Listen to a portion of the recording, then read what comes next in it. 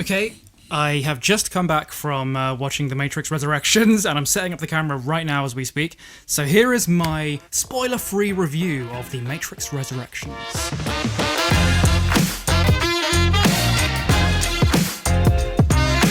Welcome to Jam Punch, my name is George. Firstly, one of the key things that I get from this film is that Matrix fans will appreciate it in a different way to casual fans. Now by that I mean there's a lot of Matrix-ness in this. It has so many callbacks, not just in a way where you see the footage of the old film or anything, but in a way where it kind of relies on you having a bit of knowledge of how the Matrix works in order to kind of get the story. Now the reason I make the comparison to casual fans from Matrix fans is because The Matrix Resurrections does appear to be trying to appeal to the more casual moviegoer in a different way than, Matrix Reloaded and Matrix Revolutions did. Whereas this, The Matrix Resurrections, is kind of really taking a step back from the grand philosophical ideas, and it's saying, let's make something a bit more easier to digest, a bit more colourful, and a bit more fluffy? Next, it's kind of easy to think that The Matrix Resurrections is kind of like, it's just like Star Wars Episode 7. You know what I mean? It's like, it's a pause in the franchise and they're getting back into it after 15, 20 years or whatever. The Matrix Resurrections is a different case though, because this film, number 4 in the franchise,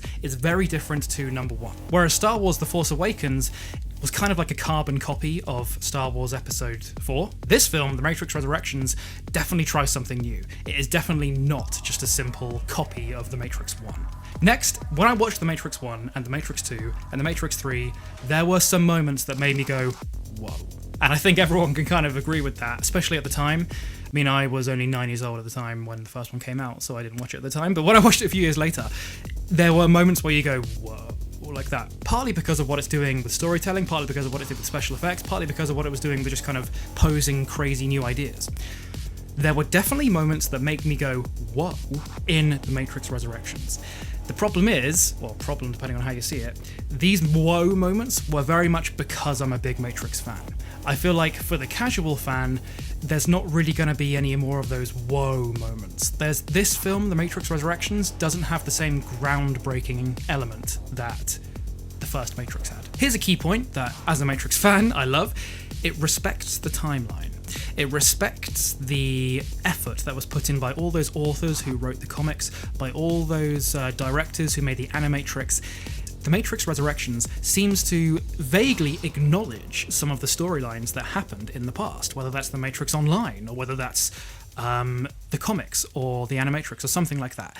Something I love is that this film, The Matrix Resurrections, shows so much more of the universe. It shows so much more of the Matrix world. It exposes more of how humans have managed to survive. It exposes more of what a machine city looks like and what a human city looks like on the surface. How are humans living around this simulation on this dead planet? Here is a really key thing that I personally loved about The Matrix Resurrections. Cast your mind back to The Matrix 1 versus Matrix 2 and 3. What's something key that The Matrix 1 had that 2 and 3 didn't? Humanity. It had a lot of kind of human characters. It had more funny moments. It had more kind of realistic chats. It had conversations like, Mouse talking about the lady in the red dress and all that stuff, and Cypher being like a cynical, complainer, and he's all kind of jokey. There is a lot of that in The Matrix Resurrections. So The Matrix Resurrections does a good job of feeding a lot of nostalgia to us, but it goes a bit too far into nostalgia for nostalgia's sake.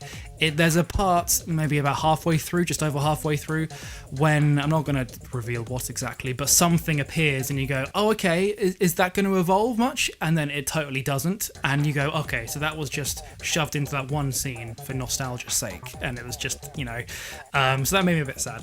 But there was a lot of nostalgia where they explain the nostalgia. It's almost like the nostalgia is part of the story. Straight away, as soon as the film opens, the first scene has so many questions that just go boom, boom, boom, boom, boom. And the main thing is that the questions are within the context of the scene and the history of the Matrix. So therefore, those questions have a bit more weight to them.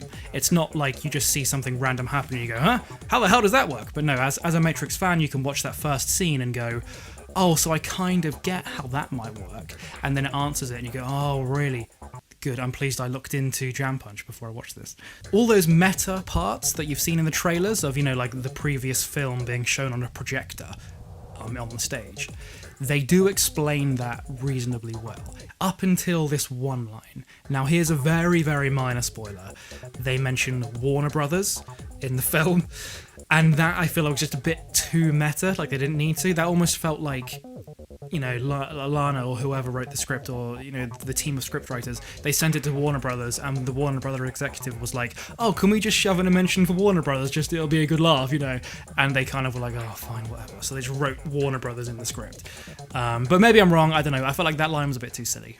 Anyone who's watched the trailers and a couple interviews, they get that there are different actors this time. Now, mostly, The Matrix Resurrections does a good job of navigating those different actors, because it writes it into the story and actually makes sense in the story. But you can't watch someone play a version of Smith and not wish it was Hugo Weaving. You can't watch someone play a version of Morpheus and not wish it was Lawrence Fishburne. It's just, those two made the characters so iconic. And I know it was the writing, of course, of the script and everything else that made it iconic too, but Lawrence Fishburne and Hugo Weaving, they made their characters iconic. So when it's different actors playing that, while the actors are good, you just can't escape the fact that you wish it was Lawrence Fishburne and Hugo Weaving. I was quite daunted before I went in, because you think, oh god, they're going to screw it up, they're going to screw it up. They didn't screw it up. As a Matrix fan, I loved being able to spot things and go, oh, that's really cool, that's really cool, that's really cool. It definitely had that kind of nice surprising factor within the storyline and within certain, you know, background universe elements. It didn't absolutely blow me away in the same way that the other Matrix films did. That might be something to do with the fact that the action scenes felt quite generic. Like, yeah, Neo can still do things, as we've seen in the trailer, he still has powers, but other than that, it felt almost sub-John Wick action, which I know isn't saying much because John Wick's action scenes are absolutely incredible, but you go, this is the goddamn Matrix. Like, the Matrix needs to be the franchise that says, action, we can do it, leave it to us, and it kind of lacked slightly in those action scenes. And they really, really said, okay, we're doing a number 4 extension sequel in a different way to what I've personally seen before. This wasn't just, you know, Indiana Jones and the Crystal Skull or Star Wars Episode 7. No, they did something different here. Would I like a sequel? Yeah. Hell yeah, I would. But, you know, as I keep saying, that's because I'm such a Matrix fan, and I would love to just see more of that world being exposed.